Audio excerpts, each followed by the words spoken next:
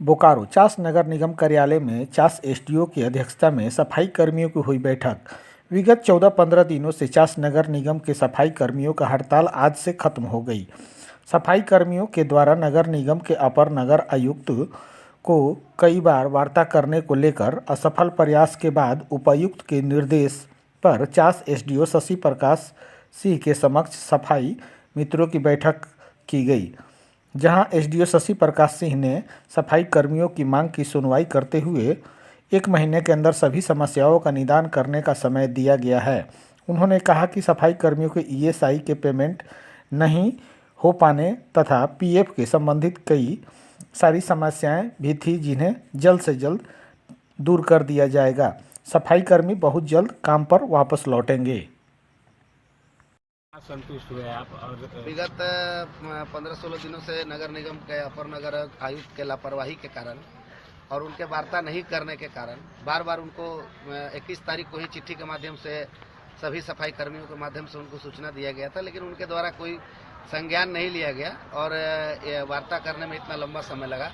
कल माननीय उपायुक्त महोदय को हमने आग्रह किया और उनके बाद उन्होंने अनुमंडल पदाधिकारी को इस बैठक करने के लिए एक निर्देश दिया और उस बैठक में जो मांगे थी कि 1 महीना के अंदर ईएसआई और पीएफ सभी का अपडेट कर दिया जाएगा। जिसका भी ईएसआई नहीं हुआ है, पीएफ नहीं अभी तक अपडेट हुआ है, उसको 1 महीना के अंदर 15 फरवरी तक बनाने का आज इस बैठक में निर्णय हुआ है।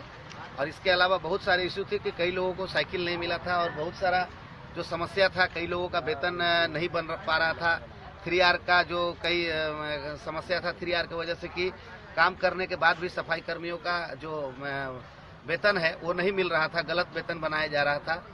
उसके अलावा कई लोगों का जो वेतन बढ़ोतरी हुआ है, हमारे चालक संघ और ड्राइवर सभी लोगों का, उन लोगों का अपडेट एरियर वगैरह जो भी समस्या थी, उन सभी लगभग 13-14 मांगों पर विचार हुआ है और माननीय अनुमंडल पदाधिकारी की अध्यक्षता में और उनके द्वारा आश्वस्त किया गया है कि इन सभी बातों को जल्द से जल्द निराकरण होगा। तो उम्मीद करते हैं कि आज के इस बैठक में जो 15 फरवरी तक का समय मिला है कि 15 फरवरी तक का सबका ईएसआई अपडेट होगा, तो ये निश्चित रूप से होगा। हमारे चास के सफाई कर्मी, चूँकि चास स्वच्छता में हर काम में सबसे ज़्यादा मेहनत हमारे सफाई कर्मी करते हैं। चास को एक भारत में स्थान दिलाने का भी सफाई कर्मी ने काम किया है, तो इस चीज़ को भूलना नहीं चाहिए। लेकिन कुछ कारण से जो उचित मांग है, जो श्रम मंत्रालय का एक निर्देश भी है कि सबका ईएसआई अपडेट होना चाहिए सफाई कर्मी का, लेकिन वो सब नहीं था, जिसके कारण इस में हड़ताल में सबको बाध्य होकर जाना पड़ा। तो आज इस बैठक में नतीजा ये हुआ है, सकारात्मक पहल हुआ है कि इसका जल्द से जल्द समाधान होगा और 1 महीना के अंदर का 15 फरवरी तक का समय इन्होंने लिया है और मुझे उम्मीद है कि इसके अंदर इसका समाधान हो जाना चाहिए। तो क्या आज से हड़ताल खत्म?